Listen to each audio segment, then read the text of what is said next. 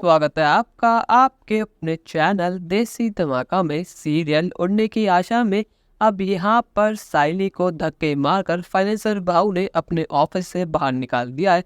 इसके चलते अब साइली के हाथ पैरों पर चोट भी आई है। अब यहाँ पर साइली का मन पूरी तरह से टूट चुका है। यहाँ पर साइली चाहती थी कि वो अपने पति ये सचिन की मदद कर सके, क्योंकि अब उसने गाड़ी धोने का काम शुरू करा है और पहले ही दिन सभी लोगों ने मिलकर उस पर चोरी का इल्जाम लगा दिया है। अब यहाँ पर सचिन को बहुत बेइज्जती का सामना करना पड़ रहा है, पर लेकिन वो समय और अपनी हालत के आगे मजबूर है। अब यहाँ पर सचिन का दिल चूर चूर हो चुका है, पर यहाँ पर फाइनेंसर भाऊ ने अपनी लाइफ की सबसे बड़ी गलती कर दी है।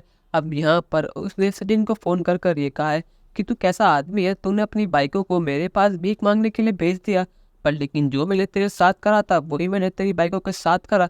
उसको मैं धक्के मारकर अपने ऑफिस से निकाल दिया। और ध्यान रखना, अगर आगे से तू या तेरी बाइक को मेरे ऑफिस आई तो मैं तुम दोनों को छोड़ूंगा नहीं। और सुनने के बाद तो सचिन का गुस्सा सातवें आसमान पर है, क्योंकि सचिन एक बारी को अपनी बेइज्जती सहन कर लेगा, पर लेकिन अपने बाबा और अपनी बाइकों की बेइज्जती कभी सहन नहीं करेगा। और ये सारी बातें किसी और ने नहीं बल्कि खुद परेश ने सुन ली है। अब यहाँ पर आकाश को भी इन सब चीज़ों को पता लग चुका है, तो इसलिए अब यहाँ पर सचिन, परेश और आकाश पहुँच गए हैं फाइनेंसर भाव के ऑफिस।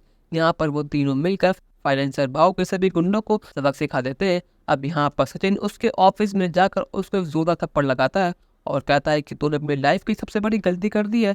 तेरी इतनी हिम्मत कैसे हुई कि तूने सबके सामने मेरी बाइकों को धक्के मार के यहाँ से बाहर निकाला। अब मैं तुझे बताऊँ कि इसका अंजाम क्या ही होगा। जब तक बात मेरे पर थी मैं चुप रहा, पर लेकिन अब तूने सारी हदें पार कर दी है। अब इसका भुगतान तुझे करना ही होगा। अब यहाँ पर परेश भी सचिन के साथ है। आकाश और सचिन अब फाइनेंसर भाव की जान के पीछे पड़ चुके हैं। 4 थप्पड़ लगने के साथ ही फाइनेंसर भाव की सारी अकल ठिकाने लग चुकी है। उसकी अकल मिट्टी मिल चुकी है और परेश के पैरों में गिर जाता है और कहता है कि प्लीज मुझे बचा लो, अपने बच्चों को रोको, आप जो कहोगे मैं वही कहूँगा। अब यहाँ परेश कहता है कि सबके सामने जाकर तुम्हें मेरी बेटी से माफी मांगनी होगी और मेरी बेटी की गाड़ी अभी के भी छोड़नी होगी। अब यहाँ पर फाइनेंसर भाव अपनी जान बचाने के लिए उनकी सारी शर्तें मान जाता है। यहाँ पर कहीं ना कहीं साइली की वजह से सचिन का आत्मसम्मान वापस मिल चुका सचिन को, पर लेकिन क्या यहाँ पर फाइनेंसर भाव शांत हो जाएगा या फिर नहीं? अपनी राय हमें कमेंट सेक्शन में जरूर बताइएगा और चैनल को अब तक नहीं किया सब्सक्राइब तो कर लीजिए। धन्यवाद।